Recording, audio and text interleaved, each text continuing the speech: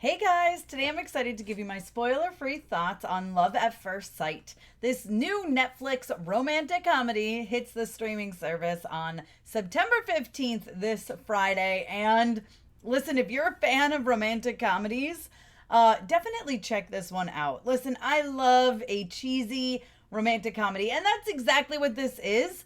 But it's like really good and really entertaining, really cute. I was crying at the end. Listen, as with all romantic comedies like this, it's predictable, okay? You know how things are going to play out. You know what's going to happen, okay?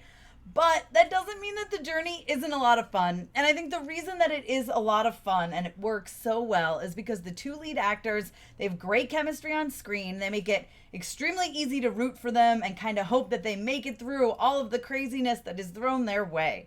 All right, listen, this film stars Haley Lou Richardson, who plays Hadley. She is I don't want to say irresponsible. She's not irresponsible, but, she's 4 minutes late to her flight. She misses her flight. Her phone's like dead. It's really cute. There's a narrator, and the narrator at the beginning says, she's late 21% of the time.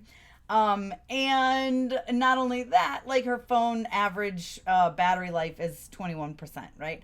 And then she meets Oliver is his name, played by Ben Hardy. And he's very much the opposite, right? His battery life on his phone is always in the 90s. He's always on time, et cetera, right? He's kind of a math nerd. He's into probabilities, which is really why they go through and say, like, oh, she's late 21% of the time. It's because that's kind of his vibe and his jam, right? He's like he studies statistics in college.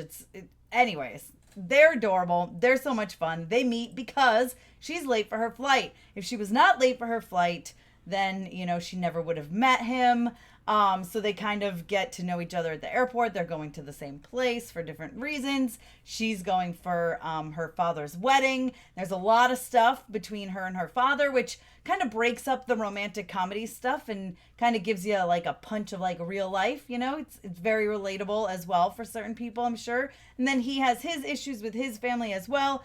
Also, same sort of thing. Breaks up the romantic comedy tropes, which we do get, obviously, but it does break it up a little bit. And we get this other relatable side that we see for both of them. And at the same time, they kind of immediately start to confess things to each other and talk about things with each other, which, kind of gives you the vibe of like talking about things, can take that weight off your shoulders. It can make things easier. And so they form this bond immediately. I mean, they're on a flight to London. It's like a 7-hour flight together. So they spend their time talking and quote unquote falling in love, and then things happen. And I don't want to get into it, obviously. Like I said, spoiler free. So the whole back end of the film is all this other stuff happening. Now, one of the things I like so much about this movie is the narrator, okay?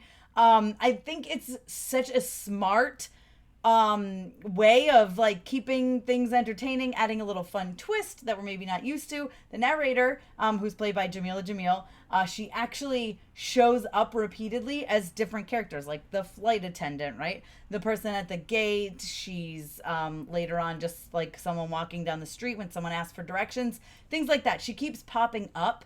And she has a lot of voiceovers. There's definitely a lot of statistic things that pop out because of Oliver, right? And it's just a really fun, cute, utterly charming movie. It's predictable. It's not perfect. It's 90 minutes long. You breeze right through it. It's the perfect film to watch at home, either with your girlfriends, your significant other, even by yourself.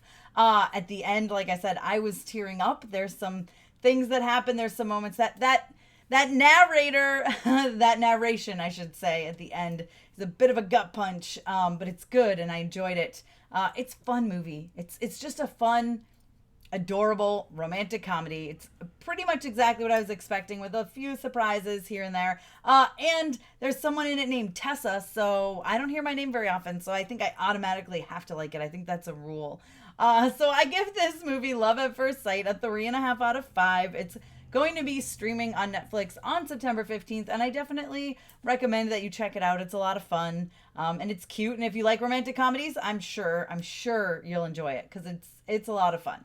Be sure to give me a thumbs up. Don't forget to subscribe. Hit that notification bell so you don't miss out on more videos like this one. If by the time you get to this review, you've already seen Love at First Sight, let me know what you thought down below in the comments. I hope you enjoyed it as well. You can follow me over on Instagram, Twitter, and TikTok. You can also check me out at MamasGeeky.com. MamasGeeky.com. Thanks, guys. I'll see you next time.